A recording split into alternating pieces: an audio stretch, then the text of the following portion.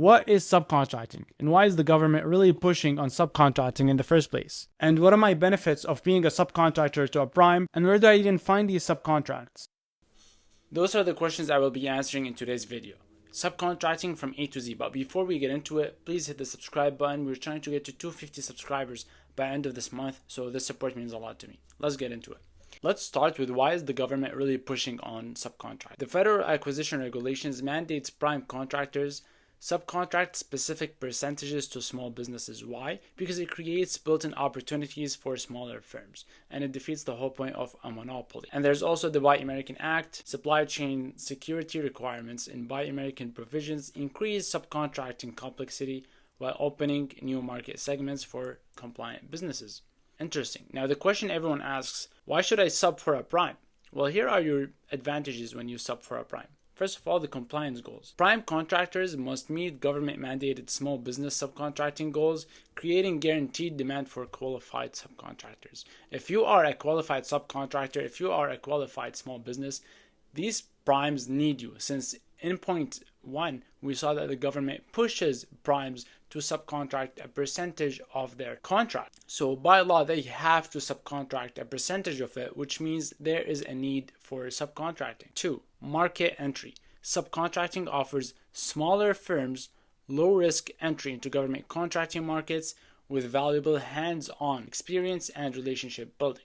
If you don't have past performances in the government, if you've never bid before, it's a great opportunity for you to get your foot into the door.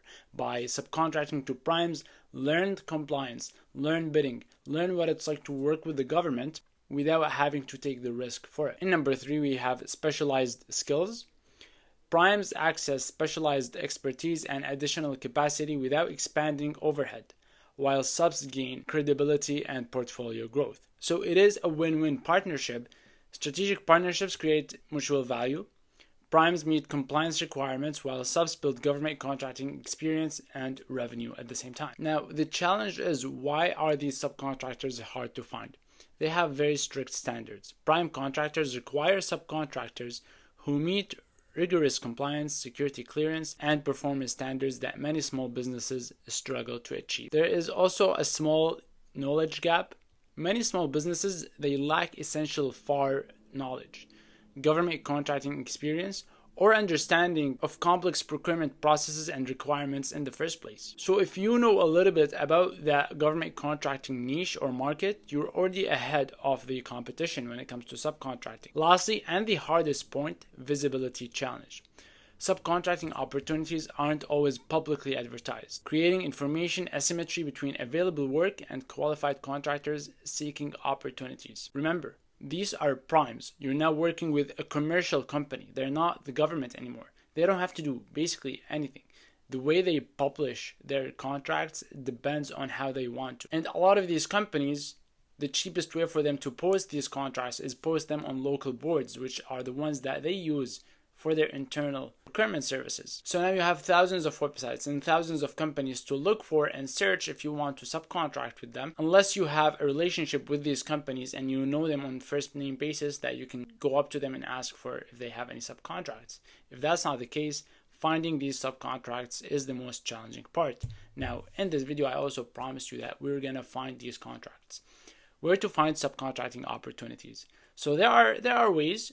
Example is SAMSearch platform. On SAMSearch, along all the sources, you can choose whether they're federal, SLED, DIPS, forecast. You can choose the subcontracting source. So we're gonna run few quick searches to find what kind of companies look for subcontracts as primes. So we just looked up for Lockheed Martin. Boom, they have a few right here. Now we're looking for Deloitte, and we see that Deloitte also have subcontracts.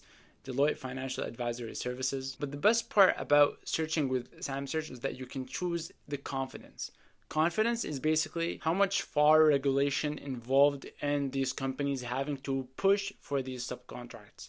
So if we click on high, we know these contracts are required by law to have them submitted as a subcontract, whereas medium and low, it's less push by the FAR to subcontract these opportunities. So we're gonna look for something more of on the service side, construction. So we found construction subcontracts that are high in confidence but also things that we know and we can skim through right away to understand what this subcontract is about. And we see we have multiple construction contracts right here that we can go through and make a decision on each one of them.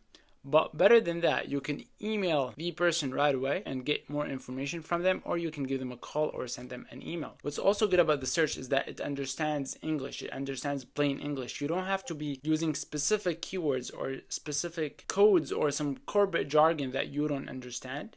So if you look for landscaping services in California, you should now find landscaping services in California right away. So a construction company seeking subcontracts for a project in California, covering various services including and landscaping and more. And to not miss these contracts, I can simply click on Save Search, get notified. I want to get notified on a weekly basis. And now I will get weekly emails with opportunities that include landscaping services in California. The next step would be what I mentioned in the previous slide, is build contractor networks.